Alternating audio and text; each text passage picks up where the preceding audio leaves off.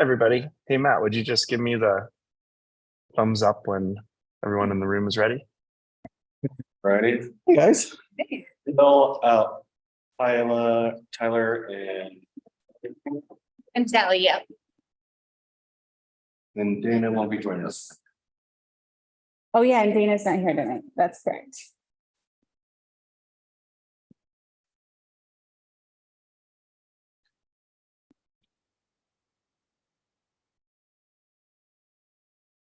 Can you hear me, Mayor Furman?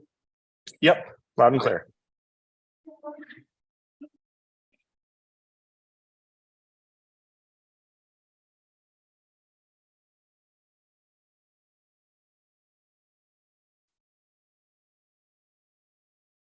Oh, hey, Tyler.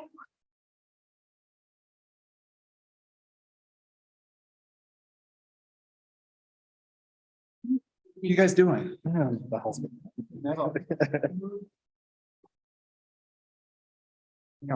can't handle change. It's terrible at it. I know.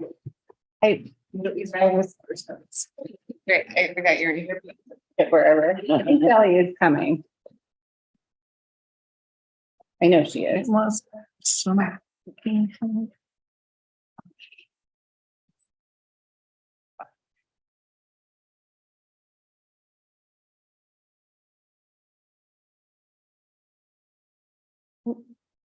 Guess we could start. I know Sally's on her way. Or we can wait 5 minutes. We can wait. I think it's best to have everybody there. Okay. Unless, I mean, if we think that we're going to be tight on the 1 hour, then I think maybe we should start then, since we do have something right at 6. But I defer to you. I think we can wait until 5:05. Okay.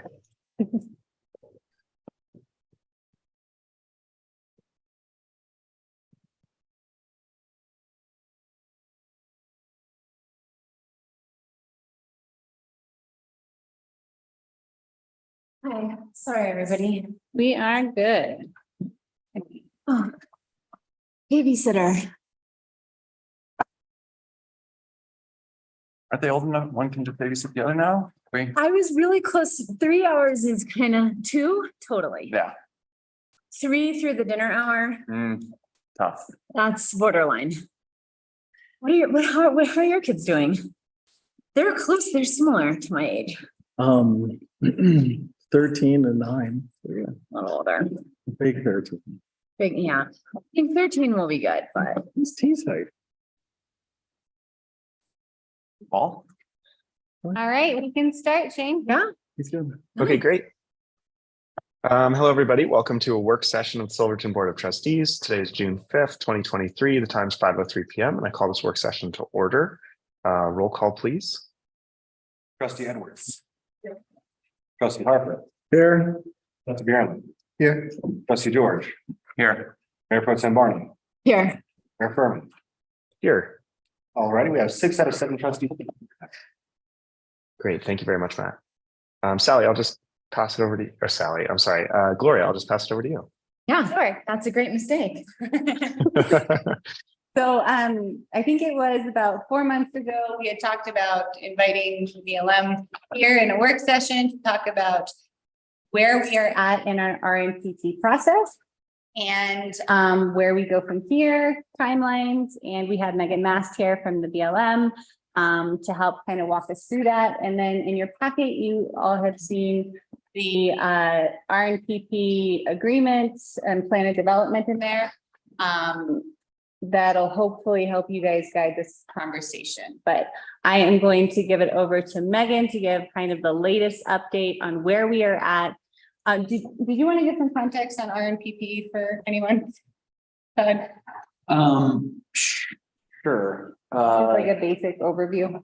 Yeah, so there's 2 main parcels. I believe it's GG and HH, kind of surrounding Kendall. Some of this stuff is along the river corridor, hence the plan of development, really just to be developed for recreation and public purpose. Also kind of solving other problems. The top terminal at Kendall doesn't sit on town-owned property. It actually sits on BLM land. So part of that request was to take ownership of that actual parcel as well. And the process has been ongoing for quite some time, 15 plus years. And I think as we look to implement kind of the approved assets that we've looked at Kendall in the past, this is going to become more and more significant as we look to the future. So encourage everyone to ask questions. I'd be happy to field questions as well. And that's kind of a very, very brief update of what's been a very long process. All right, Megan. I hope all of the items that I provided were helpful, that you get a chance to read them, and the RMPP Act, it's pretty simple, it's pretty vague, and it's meant to be that way. But yeah, hopefully we are all in this together now. I just put together a quick PowerPoint, just kind of going over the lease and then a little bit about the conveyance and kind of where we're going from here. And I don't know how you want this to flow. We could just do it through conversation and questions as we move along. That's what I prefer. Yeah. Great. Well, again, my name is Megan Mast. I'm with the BLM here in Silverton. I normally watch you all on YouTube, so it's different to reality being here in person, which is fun. Yeah, I've been working on the RMPP process and learning and understanding it myself the last couple of years. We are currently getting closer to having a completed EA. We have a few more steps, but I'll go ahead and talk about the lease to start, because that's what you're currently involved with. Go to the next slide.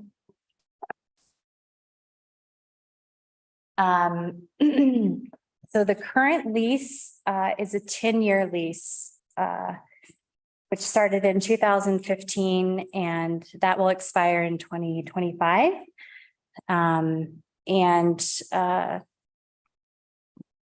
A government agency like a town can have up to a 25-year lease, renewed usually every year, every 3 years, every 5 years, whatever is put into place. But we're kind of coming up on the end of its life. So this is a great time to move this conveyance into its final stages. And I think I provided a copy of the, did I provide a copy of the current lease and stipulations? Were you able to get that in the packet? Okay.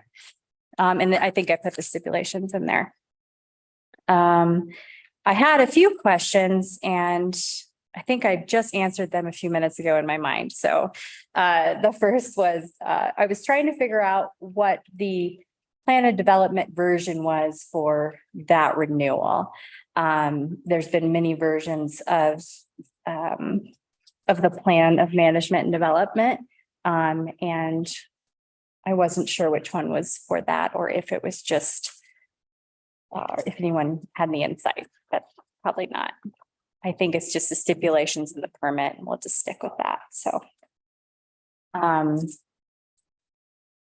there's been many versions. I have been throwing them away as I find them. I have like 10 printouts of 2015. So correction, recycling. Also, currently with the RMPP lease, I do need a copy of the updated insurance. It looks like I have one from several years ago, but with the BLM as a certificate holder until we get the conveyance finished, that just helps with liabilities. And then happy to talk about the timeline of development, and hopefully something I can talk with Gloria and Todd as well. I know there's a little bit of what we have done in the plan of development, but I'd kind of like a little bit more information on the timeline of like full development. I don't know if we. I'm not sure I know what you mean by that. So your plan of development here has these different targets. So we have, the rec trails, or we have a parking area where there's currently snow storage. And all of those things are concepts currently because they're not finished, or they're not to complete, and they're not. And so part of an RMPP conveyance is some of the conditions are that a lot of these things need to be complete before the conveyance happens. They don't all have to be, you just have to prove progress towards the goal of what the conveyance is for. And so thanks. I don't know if that helps. Yes. So for me, it's understanding a better timeline of what the town's looking at as far as when different items in there can be completed. So What's on our checklist? let's Let's just say that out loud for everyone to know. on the checklist. Yeah, like what would the town have to complete? What do we have left to do? Is that what's holding us back from? No, it's not. It's just things that need to happen to go along with it. And the next slide, I'll go over the terms and conditions, but I'm not quite there yet. There's a bunch of them. Okay, yeah. You got that in your packet. So there's a plan of development with the conveyance, but this has also been following this lease for years. And there's definitely been a lot of progress made. So yeah, just getting a better idea of the timeline, and we'll jump into the lease terms and conditions in a minute. I think something I can work out with Todd a little bit more is probably looking at more specific maintenance plan for whether it's the trails or parking or various things like wetland issues over by the Lackawanna. Just kind of conversations about how that'll look, what that'll look like. Because there will be maintenance. Okay, we can move on to the lease terms and conditions. So the big one for me is actually the first one, number 2. So these are attached to the permit. The town is responsible for controlling any state and county noxious weeds within the boundary. And I think that's something, I don't know if you have a program, a weeds program. Is that a position, or is that through the Parks and Rec? Imagine it would be through the parks. I have a couple of questions when it's a appropriate time. Absolutely. Let's This- go into it. Yeah. This is the first I'm hearing of a lot of these things. Oh.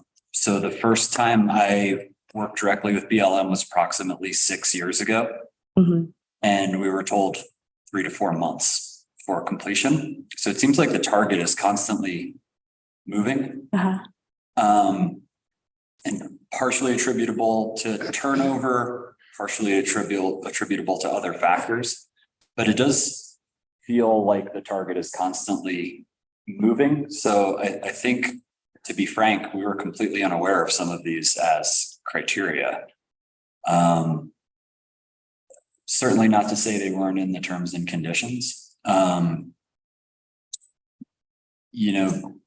But the timeline is kind of constantly shifting, and it seems like whenever we have turnover at higher levels, even federal turnover, that the target floats around. So, and I think that's a lot of the purpose of this discussion. I think these are all things we can certainly add, but things like maintenance plans have never been requested. Certainly something we can implement and plan for, but that's Yeah. really been expressed to us as a requirement of completion. And as recently as a year ago, Mhm. we were kind of told BLM had absolutely everything they needed from us. And we were kind of like in this holding, waiting pattern. Mhm. So it can be difficult for us to implement these plans and strategies as a criteria for the execution of the Conveyance. actual conveyance. Yeah. Mhm. Certainly something we could initiate more work on or take a closer look at, but I wasn't under the impression that that was holding anything up. And it currently isn't. I'm just bringing those up because those are things that we need to continue to work on because Sure. once we submit the package and the state director and this is being looked at a higher level, they are asking the questions of, well, has the town shown a commitment through action and, you know, kind of moving through the plan? So this is just me preparing to submit that package and being like, trying to get all the information I can so that I can show them that you all are ready to take ownership over the land. And, you know, this isn't a make or break kind of thing, but it's just things that I am being asked of by my staff, specialists that are looking at, that are finishing up the environmental assessment and they're looking at the plan of development and they're just asking questions. You know, I've got a wildlife biologist who's talking about lynx and I've got a riparian specialist who's concerned about wetlands. And, you know, through conversations, we can alleviate some of the concerns that they may have and how they communicate that to the Fish and Wildlife Service to get concurrence done.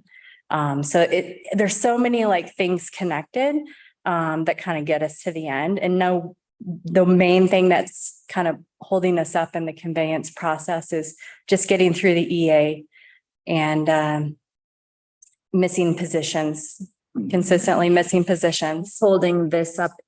Will you state that again? What's that? What's the main thing holding this? Environmental assessment. So we're working on the environmental assessment. That's Huh. EA. We also have environmental site assessment that's being done, which has been done a few times of the site, which is mainly at the Lackawanna Mill site and the cleanup that's been happening there. The Mighty Monarch and I'm not going to get this right, but the Old Town Dump okay, not sure if we're using those terms, but those are things that come with that have required some cleanup before it could be conveyed, though it's not going to be 100% in the cleanup. There's going to have to be language in the patent that talks about that, you know, some of these lands are being conveyed that may have contaminated soils and things like that. So that's part of the ESA. I don't do that. That's our environmental professional that does that. And that's Melissa Smimes. And I've been out with her a few times the last couple of years on the RMPP lease land and walking, and she's taking notes and photographs and doing her assessment. But it's only good for a few months. I think it's around 6 months, and then it expires and it has to be redone. So every time we do it, it expires within 6 months. Yeah, Feels great. our process. Isn't it lovely? Sorry, are we in reality? Yeah. This is So I was gonna touch on that as to, you did answer my question as to why they expire so quickly, because I feel like I've been through the EIS and the EA Process multiple times with multiple representatives from the agency. How do we, and there's been remediation done at the Mighty Monarch and the Lackawanna for the last 2 years. So, you know, my understanding was 2 years ago, even when that remediation work was completed at the Mighty Monarch, then we were really packaged to go, and this was going to be submitted. Again, kind of like with that moving target aspect of it. How do we get to the point where we're not just constantly chasing this? You know, it comes down to staff capacities on the BLM side of things. You know, we have lots of things going on every day, and I am constantly poking and prodding at our specialists to prioritize this project when they have several other priorities that they're also focusing on. And it kind of depends on at what level it's a priority. And so it is a priority for our office and it has been, but it's been a moving target, like you said. Yeah, it's at least 2004 or 2006 that we've been chasing this. 2006. Yep. Yeah. So is there no actual queue or order to this? It's simply prioritized on the basis of perceived importance. It's a checklist. One thing has to get done, another thing has to get done. Is there a way to make that a little bit more transparent? What's that? The checklist. It is, you're near the end. So we have, I think on the next slide. Okay, can we kind of just skip straight to the checklist part? That, the last. Sorry. So yeah, we are in the analysis. We're basically 95% done with analysis and we have been for a while. So It's like when Netflix stops and they're like, yeah, loading, afraid, right? 95% loaded, but then you're Yeah. still like 2 hours out from So- actually getting the movie to go.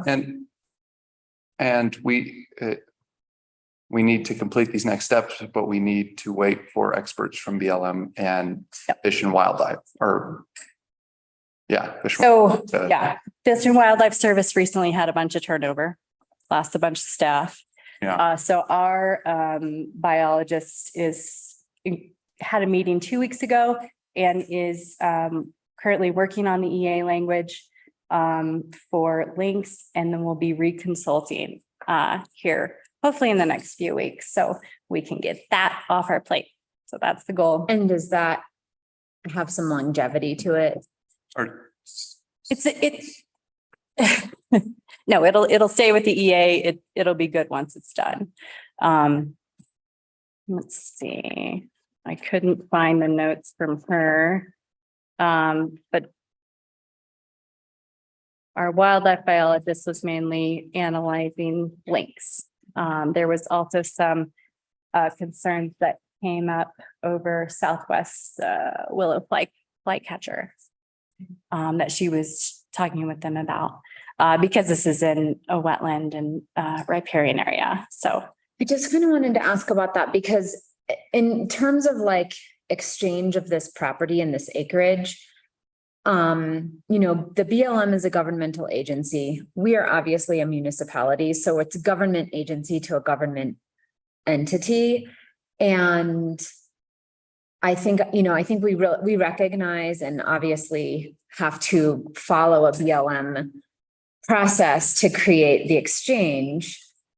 But it almost sounds like there's an assumption that once the town has control of the acreage, that something's going to change with it. And I don't think that we have any plans or developmental,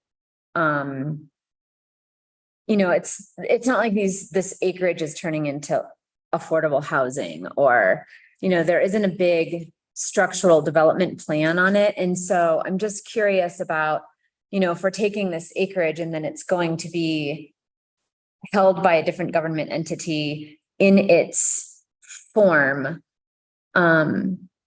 is there just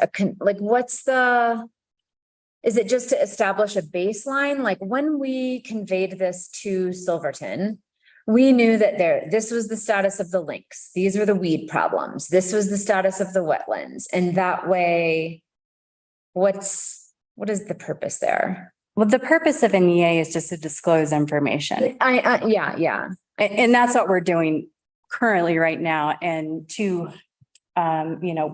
with getting the concurrence letter, that's just as part of our process. Like, Yeah. we're required to do it. How long have we been working on the EA? I believe it started the current copy that I have that was handed over to me was in 2021, but I think it started a little while before that. So I gave an update to the board, some of these members were here at the time. In August of 21. And that update was that when the cleanups were being conducted at the Mighty Monarch and the Lackawanna tailing sites were completed in 2021, that AML and BLM Would be completing an environmental. site assessment and NEPA. And that was, And that's still going on. yeah, and that was the only requirement. So these And those have been met. 5 or 6 steps haven't really been mentioned. This is just part of the process. So the ESA, they're all kind of connected. The NORA is part of the patent package. The NORA is just a notification because the legal land description changed of the land that's being handed, that's being conveyed. We have to redo the NORA, which we thought we had one that was good from when the lease started. There was a notice of realty action. And we thought that was good, but there was a change in that description, so we have to redo it. And then there's like a public period for that too. So I would say that we do have at least a loose Plan of development, a significant amount of this, these conveyed lands will form the river corridor. So they're pretty critical. And that's something we're taking a really close look at this year, be it a perimeter trail, parking, things like that. So I'd be happy to update the BLM kind of on what we do have. Also, we had a rather lengthy discussion about kind of the future of Kendall, whether it be an ice rink or some moderately expanded skiing. And so I do think we do have some It's good. development plans. Yeah. That Right. have been approved, and I've received direction from this board to Pursue those. Yep. which kind of leads me to my next question. So as we look at the potential for ski expansion, which has been a really long internal process that we've had, we've kind of dialed in on the potential for adding some form of a surface lift over at Kendall. That would require a second request for RNPP lands to the BLM. Would this existing RNPP for GG, parcels GG and HH prohibit us from essentially submitting a request for a second RNPP? Or could this one be modified because it has not gone through? Or would we have to close one out before we started a second? I would recommend not making any changes to the current RMP. Sure. We're through. Now you can make amendments after it's conveyed. And in many cases, you have to make amendments. Still conditions to the patented land. Is there anything prohibiting Two simultaneous applications. So if there is a change or a proposal for an expansion of the ski area or additions, this changes the analysis of links and it's a connected action. And so it kind of digs back into having to reanalyze. They would be on, it wouldn't be a change in scope to G Or HH. Right. It would be an entirely separate parcel that would probably be necessary for the town to pursue that if the town was desirous of pursuing. I think that based on our prior discussions, that any ski area shifts isn't relevant to this RNVP transfer, that's outside the scope and a much later date either way. And so I don't think that any updates to our plan would be relevant to this particular process. Okay. And that's And what Todd, I've been trying. That's not to, Todd, that's not to say that that's not ongoing and anticipated, but every time that this has come up in the past, it's been distinguished as because it would relate to additional leased land in order to be actionable. It's outside the scope of anything we could consider right now. I would just steer everyone away from talking about future yet until we're done with this, just because it can affect this analysis. And I was clear with my specialist that no, there's not currently a proposal on the ground that is saying we're going to expand. But if that changes. No, there's helpful as we look at our future Kendall plans. to know that those could even be years away from discussing at the preliminary level until something like this is completed. I didn't mean to muddy the waters there. I was more the point of clarity for the community because we had a lot of questions about that. Yeah, and I've been following all that, so yes. I wonder, to just zoom out for a second, maybe on the whole idea of an RNPP process where the BLM conveys land to Silverton. Have you seen a completed RNPP process to the finish before? The Gunnison office completed one in 2020. It was the Lake City Ski Hill. They didn't have any abandoned mine lands. They didn't have the different concerns that we have here. It wasn't in a wetland. And I think those are the triggers that we've been kind of working through issues. But yes, we have completed one recently. I don't know the comparable acres. I'd have to look, but Okay. So but I was going to go back to your question, Todd, with the RMPP. One thing with the RMPP, like a proposal of a lease of an area, we have to go back and do a resource management plan revision if the land hasn't been identified for disposal. So there is a process there too. So lots of red tape. Believe me, I'm just as frustrated as you guys are too. But it's not impossible. Definitely is an option to look into after we complete this one. would it be helpful for us to, so earlier this year, the trustees, we were having a larger Kendall Mountain development conversation, kind of honed in on, I believe it was 5 or 6 assets, and that's inclusive of the Riverwalk and a skating rink and hiking trails and all these great things. We do have parameters for scope and scale of those things. Mhm. And I'm wondering if that would be helpful as supplemental to our application, so that it at least was proposed intent of the use of the lands. Yeah, it's definitely useful when I'm having the conversations with the specialists that are asking questions. And go back, slide 4. I believe this is your concept plan. Is it close? It's one of the ones that I pulled off of online. As far as the assets identified, I believe that's accurate. As Okay. far as the spatial arrangements, those are constantly. Yeah, for sure. Yeah, I pulled this up because I thought it would be a good way to kind of like talk through the area if needed. And also kind of talk about some of the things of kind of connected to the conveyance. And then the concerns at the bottom. I had a few bullets more specifically with wetlands and some of the suggestions and then some of the language from your plan of development, just to make sure like we're all on the same page. With that, I know with the concept plan, it was proposed boardwalks. Before it wasn't as specific as boardwalks, but with the concept, it said boardwalks, and we're super happy about that and think that that allows us to not have to analyze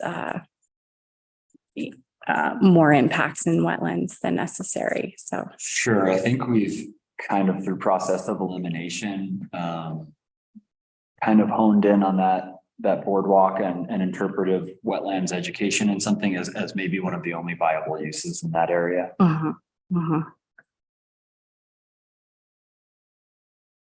Yeah. And since you had said that when you saw that we wanted to use boardwalks in the plan, that was great because that might lessen the amount of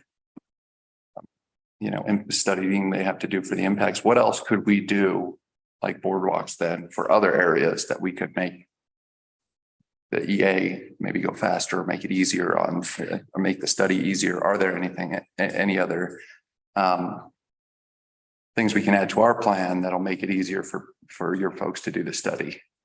Well, I think at this point, we don't have to make any huge changes to the plan that you submitted, because that's what we're using to analyze. It isn't as specific as the trail is going to be right here. Like that would be better for us to analyze. So we're trying to analyze like a concept. And it's hard when, as the BLM, we go to the Fish and Wildlife Service and we say, hey, they're going to do this thing. And here's this overview and this plan, but they want to know like very specifically, like how many feet of wetland would be impacted by this, that, and the other. Or how many trees would be taken down in lynx habitat. So I think that's kind of where it's just having a little bit more specifics, but and I think we're so like there's a lot of back and forth challenges because there's, planning for something that you don't have, own, and then trying to fund those projects. And I just wonder like where the back and forth is, like our municipal, Silverton needs to fund these projects. And so I don't know how much grant funding is impacted with, a lease versus the ownership, or, I think we have a lot of plans in place. We have the Animas River Corridor plan, we have the master plan, we have a lot of planning, and now there's so much momentum behind some of these projects, like the perimeter trail and even just the repairs at Kendall to make the deck an improved community space. And so I think the town is sort of taking it as far as it can within the funding and the parameters of the current planning. And I think because we're all elected, we're beholden to people who have, elected us to sort of hold the BLM's feet to the fire, not in a bad way, but in a partnership way of like the BLM. It doesn't sound, we're not trying to like wring the BLM's necks to get any to get property, and the Silverton isn't trying, there's nothing nefarious happening here. I think we're all trying to create a partnership and create an asset for the community that strikes the balance between nature and access to nature. And so I think kind of what we're tasked with doing in this position is understanding the process.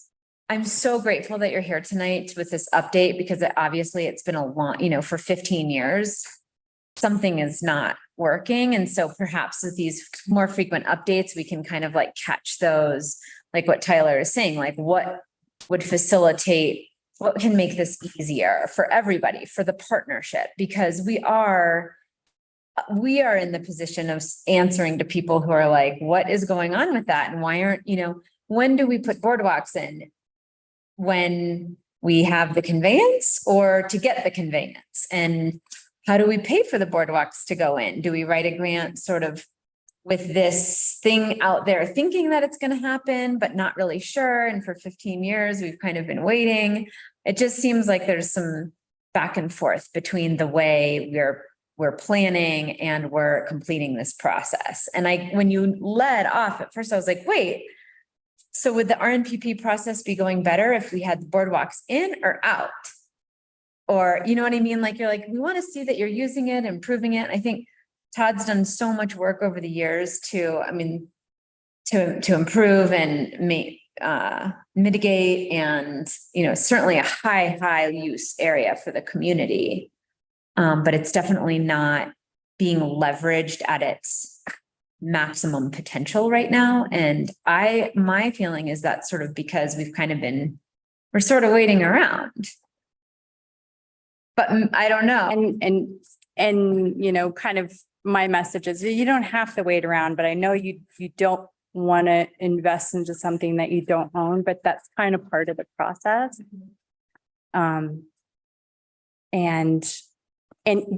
But you have, there's been, trail development and, boarding rocks, but it's just the continuance of. Chairlift is over there, and yeah. So, that's just my message. It's just like, keep the momentum going, and it just shows the decision makers that like, yes, Crown is prepared, they're financially capable, they are invested, they're, have a good, solid path forward with the way that they're currently maintaining it and their plans to maintain it into perpetuity. So, that's where we're headed.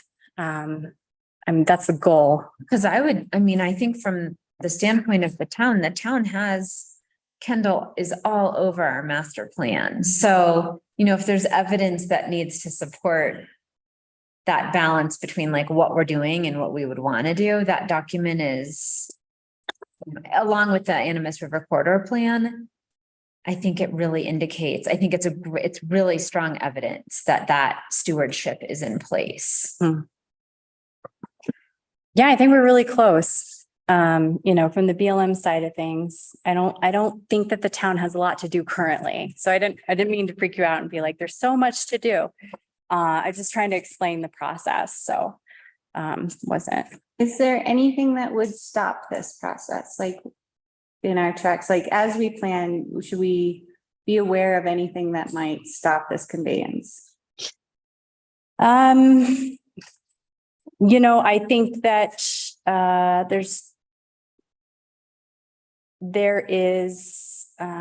think there's still some gray areas with the liabilities of the Lackawanna and the Mighty Monarch. I think we're still and that's why the ESA is taking so long, is trying to figure out like what are the legal obligations for us conveying to you and making sure that we're telling you everything that's there, so there's no secrets, nothing's hidden, what you're taking on. There's also other things involved with that, with reversionary clauses, where they wouldn't be included in that. So it would forever be the town's responsibility if maintenance issues come up or if there's like a cleanup or anything like that. So I think that part of the ESA is kind of working through what does that mean, getting our lawyers involved, making sure that we're doing right by you and we're not giving you something that we shouldn't, and whether that means like we have to take a tiny piece off there. I don't see that happening, but I think we're just working through like making sure that through this legal process of going to patent that everything is looking good. And is there a way to open up those conversations and get, Gloria or other staff members involved directly with the decision makers to help facilitate that? Because it sounds like, some of that analysis is like, what's in the best interest of Silverton for the BLM to pass this over? And it's possible that Silverton can solve for a lot of those issues in a more timely fashion. And Megan, I know you're on like the team Silverton, like let's get this done. I know that you're kind of like the facilitator here, but is there a way for us to open up lines of communication directly so that we can solve for some of these open items and just move things a little faster? Like a question I'd love to ask you that I don't think you can answer is, if you had to guess, like how much longer is this going to take? Yeah. But I feel like there's gotta be, we're just not used to, I think, dealing with bureaucracies as large as the BLM that move as slowly as the BLM. And it'd be really great to figure out, like, if there's 3 or 4 key people that we need to impress with our intentions with this land, to have the opportunity to do that. And potentially have them in the room for these updates.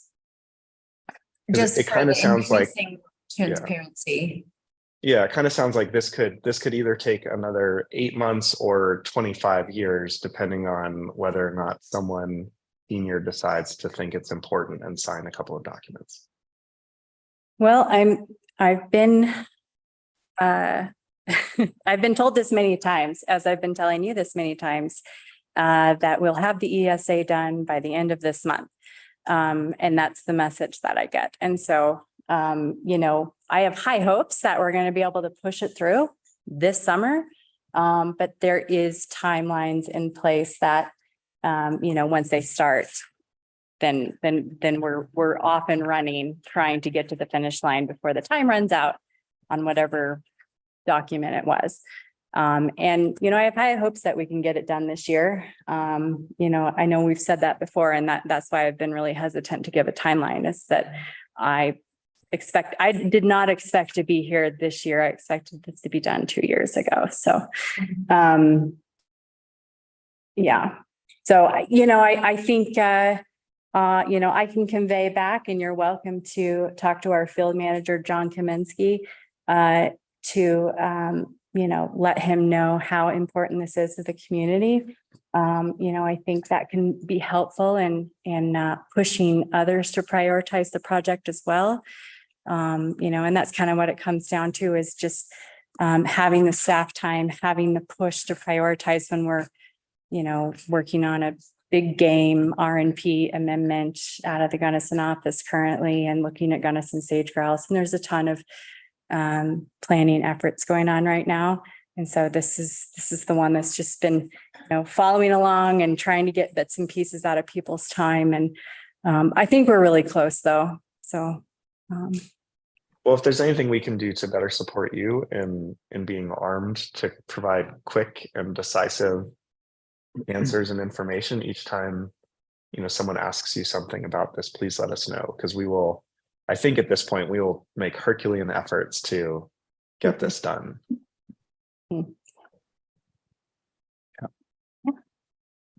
good. So I'm curious, we were installing a disc golf course a couple of years ago, and I had reached out to the BLM at the time, kind of asking for permission to utilize some of this space. And it was, what was essentially relayed to me was the leased lands are essentially yours to develop in accordance with the plan of development. Mhm. So in theory, we could begin implementing our longer term strategies onto these parcels and have a lease in perpetuity if that were what was necessary to continue these.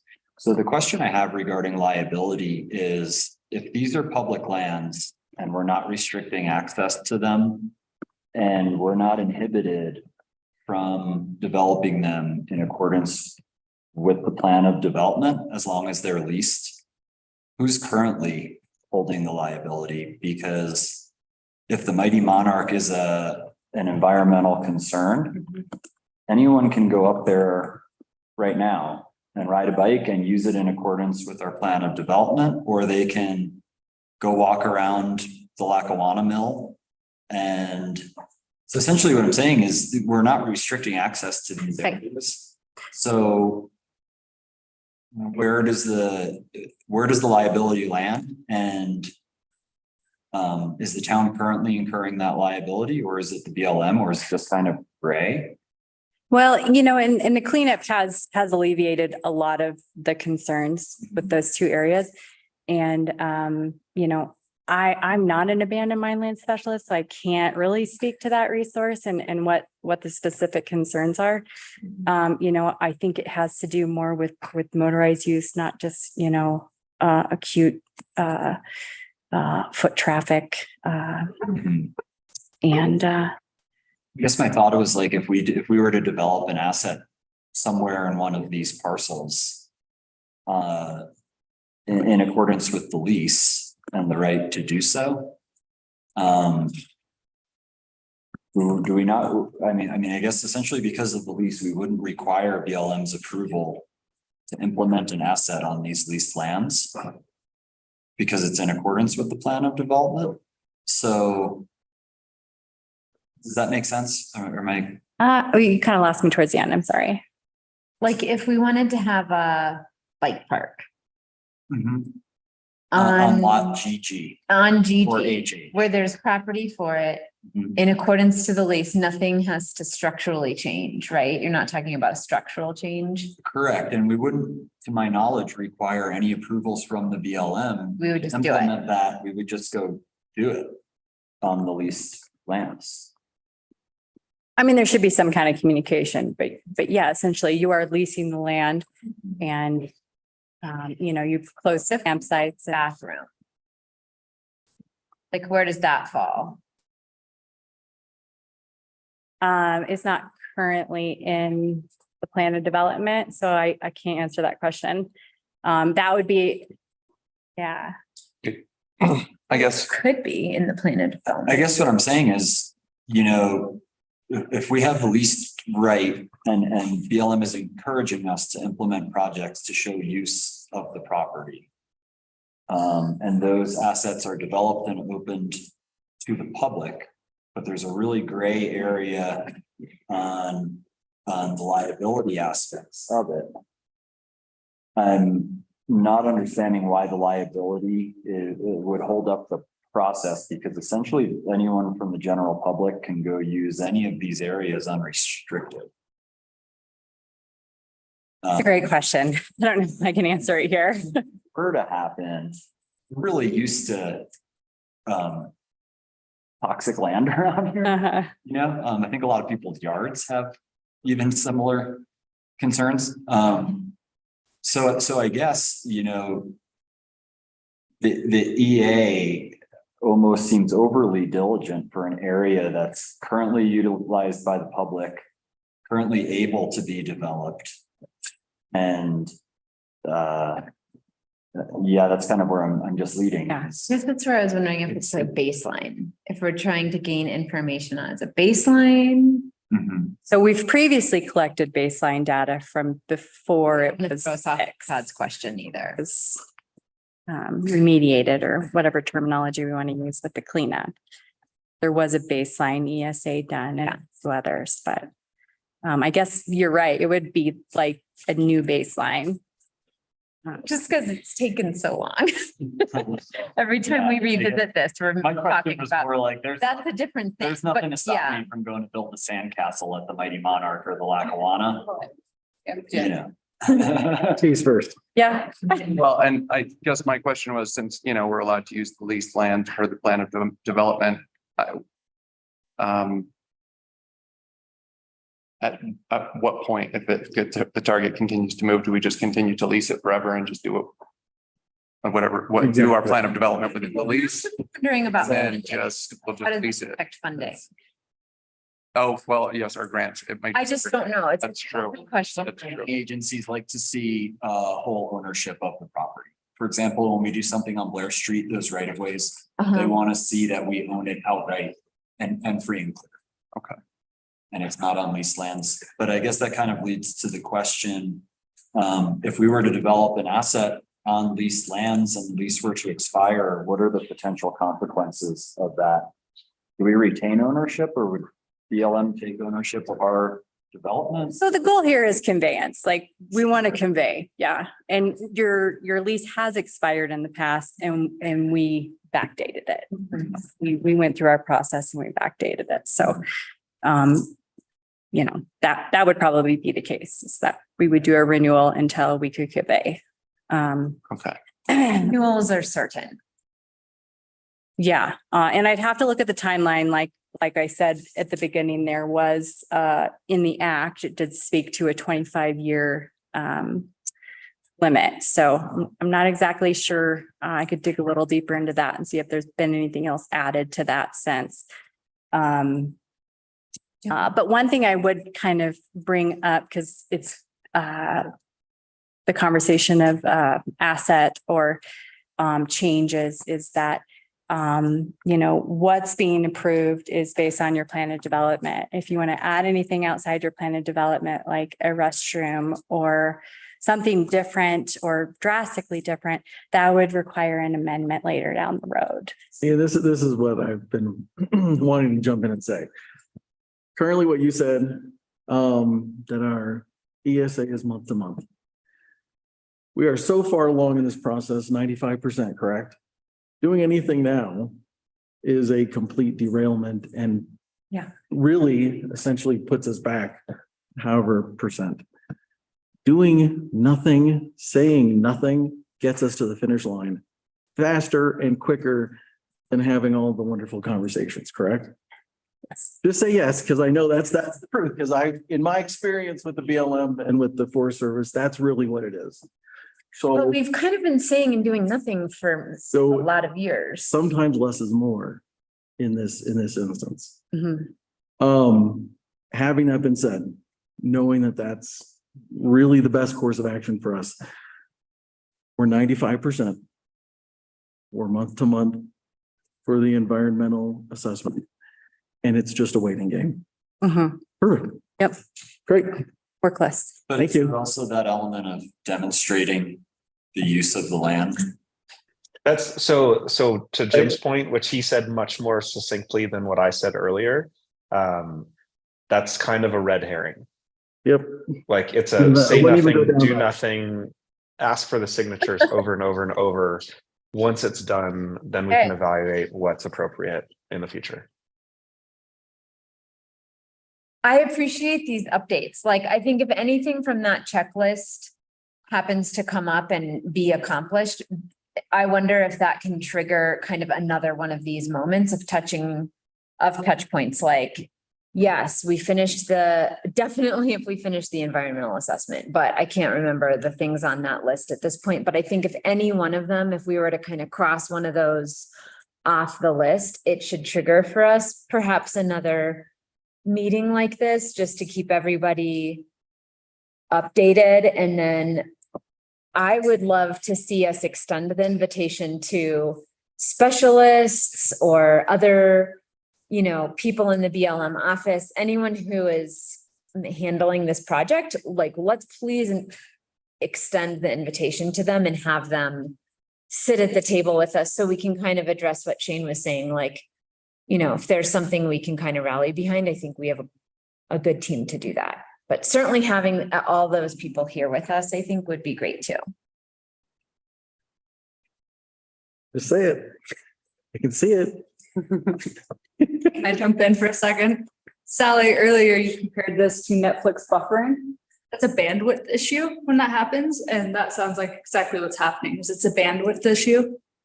So I don't know that we would necessarily be able to take more bandwidth from an already encumbered team. Just a thought. I just want everyone to feel like this is their table too. I'm using the technology. I think this is more like hitting refresh, trying to be higher in the queue than somebody else, as opposed to there not being enough bandwidth. And I think maybe the invitations get us higher in the queue. Perfect. We look forward to the end of the month, hopefully having the. Hope I have good.